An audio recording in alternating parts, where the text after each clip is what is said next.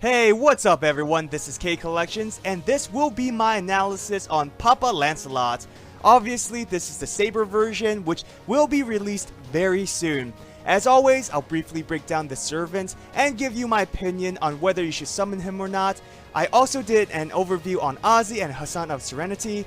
Feel free to check those out, link is in the description. Here are his stats. Feel free to pause the video to look at any specific numbers. Upon his release, Lancelot does have the third highest attack stat among the 4-star Sabers, just a bit lower than Gawain, which will be available as well, but higher than Rama. Saber Alter still holding top spot, of course. He does have a double Arts and Buster type deck with a Arts NP, so he works well with other Arts servants, being able to perform Arts Chain more frequently. Hit counts on Arts are a bit low, but thankfully his NP gain stats are good, so you won't have to worry about charging his NP. Ideally, you want to Brave Chain starting with his Arts to leverage the high hits on his extra. He has good hit counts on his Buster and Quick, which is great for generating stars, especially when he's so crit focused. For active skills, it's amazing. It has high synergy with one another and very consistent with his combat style. Focus on maxing out his first skill, being able to generate 20 stars while charging 30% NP on a 6-turn cooldown is freaking awesome. After that, focus on Knight of Owner. Again, it's an amazing skill. Boosting his crit damage while generating stars each turn allows him to be consistent in dealing critical damage. And if you're worried about his absorption of stars, don't worry, with his second skill it's not a problem, and with his Saber class he does have some priority over some other servants. So with the combination of these skills, Lancelot is awesome. His abilities fulfills all areas of a crit roll. Damage, star absorption, star generation are all available to him. The only thing to factor in is that once his skills are on cooldown, then it is a bit less consistent.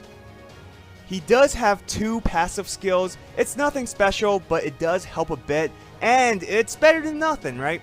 His Noble Phantasm is a single target that will enhance overall damage thanks to the debuff that increases the target's damage received, and we can't forget the Arts buff.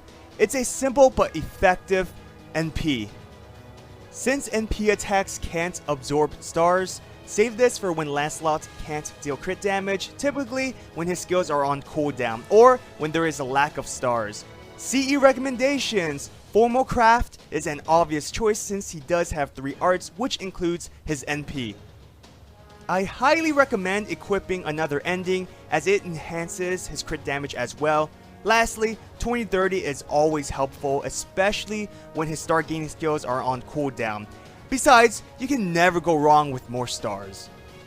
For team compositions, Anderson is the best choice. You can Arts Chain, you can buff Lancelot's attack, crit damage, star generation, and provide immediate stars consistently for 3 turns.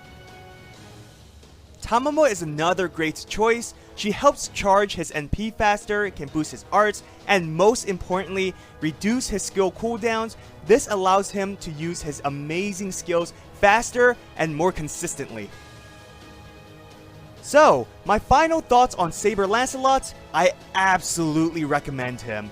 He's a self-sufficient, crit-focused servant with a clear and specific role. His skills have a lot of synergy with one another, effective when used together. He can generate stars immediately, which means he does not always have to rely on creating stars through attacks. Speaking of attacks, you'll most likely crit often, meaning the effects from the attacks are enhanced. Arts will give you more NP gain, Quick will give you more stars, Buster more damage, and if you overkill, that's even better. A few things to consider. Since Lancelot is so crit focused, there can be some conflict in star priority if you're using another servant similar to him. As I said before, when his skills are on cooldown, he becomes a bit less consistent. You may have less stars for the turn, lower gather rates, but his skills have decent cooldown periods, so it's not a huge issue.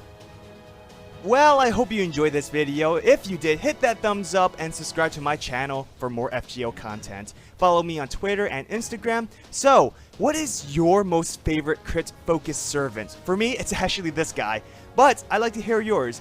As always, have an awesome day, everyone. Till next time.